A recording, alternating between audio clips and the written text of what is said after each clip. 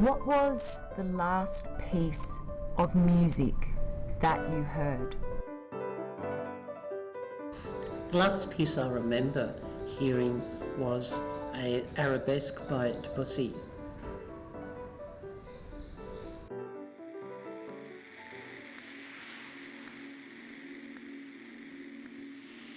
DeafBlind Victorians proudly present One Voice. G'day, I'm Michelle Stevens. I was born premature. The oxygen that kept me alive damaged my retina. I had a lot of problems with my ears as a child growing up. And later on, due to complications, it sent me profoundly deaf. I felt hopeless because I didn't know where I was going to get support from. I was cut out of life from my family because my family could not communicate with me. We had to learn sign language very, very urgently. Before I became deaf, I played the piano and I took music lessons as a child. This was a really terrific outlet for living in an institution for blind children. When I couldn't hear music at all, that made me feel really, really, really depressed. It's a part of my life I really do hope I don't have to visit again. To be deafblind and to be cut off from society is very lonely. Sometimes people ask me, what's the quickest way to really make me very, very cross? And that is when people choose not to communicate with me. Sometimes they say, oh, it's not important. And I say, no, I'll be the one that will decide it's not important enough. So I think it's really important that we as deafblind people to be made a part of society as possible. Recently I decided to go back to playing the piano purely because I missed it. Also about 6-7 years ago, Able Australia asked me to play for a big function. So I'm really, really delighted that I've been able to start playing the piano again. Hi, I'm Trudy. I am deafblind and I live in sunshine with my dog. I was born hearing. At 1 year old I had meningitis, and when I was 2 I was diagnosed with a deafness, a hearing loss. Then in my late 30s I was bumping into things and I was diagnosed with deaf blindness. When I heard the news of going blind, diagnosed with a genetic condition, retinitis pigmentosa, I fell into what we call a dark tunnel. It was very devastating to me because all my life I did adventurous things like bushwalking and camping, going out with friends, shopping, and meeting other deafblind people made me really think about how my life was going to be impacted. I was worried about being dependent on my family and how I was going to function in my normal day life, like working, hobbies, the daily things I do. Before I was deafblind, I was qualified as a library technician. I worked 20 years in a number of different libraries. Since I became deafblind, I have found it harder to find work because of my vision and hearing loss, and I've had to work harder to try and find a job, like do more courses. It's hard for deafblind people to find work.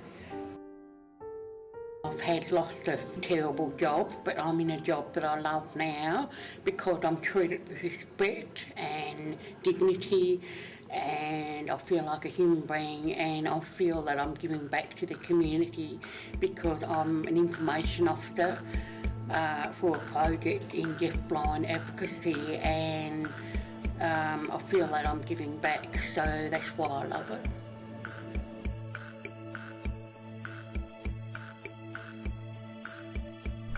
Hello, I'm Heather Lawson. I was born deaf and I could see, but now I'm deaf-blind for the whole of my life.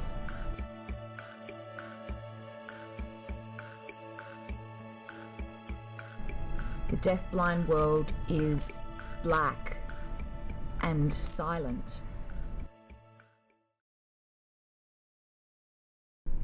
When my vision began to decrease and I lost my peripheral, this had a profound impact on me. I withdrew from everything out of fear. I didn't know what was going to happen in the future. I was really sad.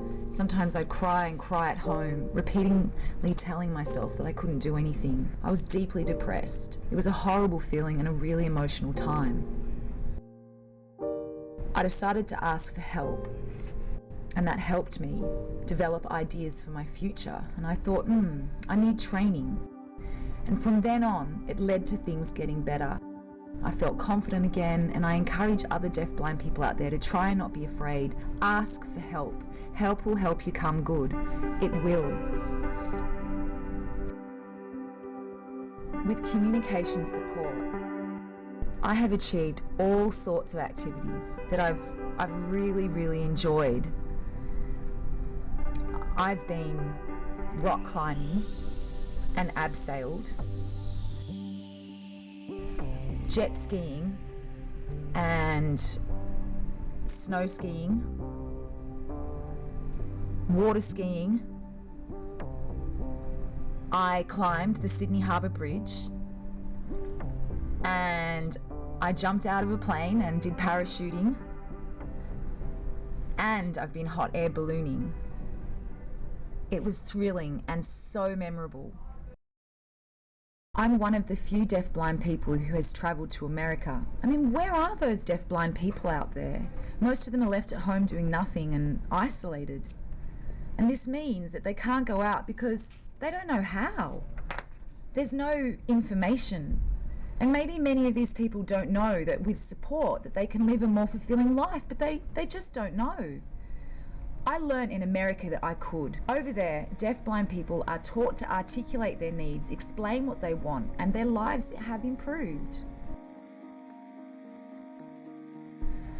We set up a group because it was very important to have advocacy by deaf-blind people. With more deaf-blind members, things for us can get better and stronger.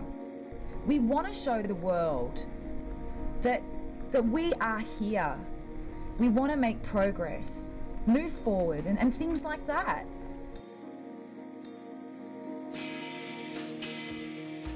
DeafBlind Victorians is a group for deaf-blind people run by deaf-blind people. Our group is important because currently awareness of deaf-blindness is rare in the wider community, really rare. We want to advocate and raise awareness. It doesn't matter who, government services and other people in the community. We need to make sure that deaf-blind people are visible. We are here. Let's progress. We want to participate in the community as equals. I think DeafBlind Victorian are very important because they help the deaf-blind community advocate and provide training and self-advocates and creating opportunities, because we work with government, other groups, and help understand, the communities understand what deaf-blindness is at all different levels.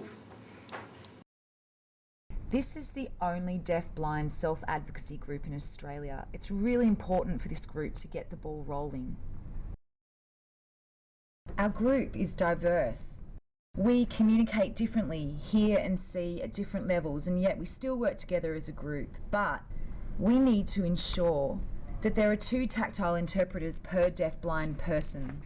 The reason why is when we have a meeting, it's so we can all talk together at the same time. We need to have interpreters working for each of us simultaneously. I mean, without interpreters in the meeting just won't happen. We wouldn't be able to plan and move forward. We'd be stuck. And it can be very stressful, so yeah. If we don't have interpreters at meetings, etc., it is the same as cutting our tongue out. If we don't have interpreters for meetings, it's just the same as kicking the crutches from a person who needs crutches, or taking away a wheelchair from a person that has a wheelchair. For someone like taking a guide dog away from a person that is blind. There are not enough services provided for deafblind people. There's very little understanding about deafblind people, and likewise with support. We need support to improve access for deafblind people to participate in the community and in their lives. We need more support. I believe that deafblind people should have equal opportunity as everyone else to work, to be able to participate fully in life. And what I'd like to see, if people want to support her, is funding to be able to help with communication, you know, to be able to get work and to get training and just creating opportunities that they can enjoy, such as outdoor recreation. We really need to encourage the community to support the deafblind people. We as a group do not receive enough support. There are some deafblind people I know that cannot get any funding to help to make people more independent. This is where DeafBlind Victorians come in. We actually try to teach deafblind people to have a voice, have a true voice, and we are all learning to find that united voice. Helen Keller once said, alone we can do so little, together we can do so much.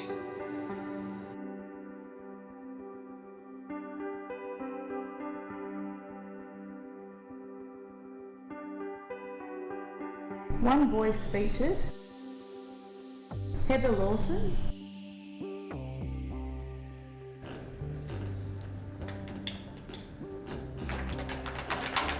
hello. You're golfing. You're wanting more interpreters? Oh, definitely, yes. Yes. Yes. Yes. Trudy Ryall. Here are some of the courses I've done to help me get work: gym, fitness, administration, library, logistics and transport, animals, fitness, you name it. I've done everything that you can think of.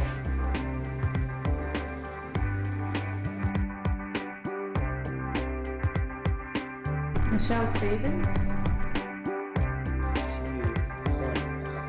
Hey Liberace, eat your heart out. Thanks to Julie Judd, Meredith Hartley. Special thanks to Jodie Mundy. Produced by DeafBlind Victorians in partnership with the Self Advocacy Resource Unit. The salary is funded by the Victorian Government.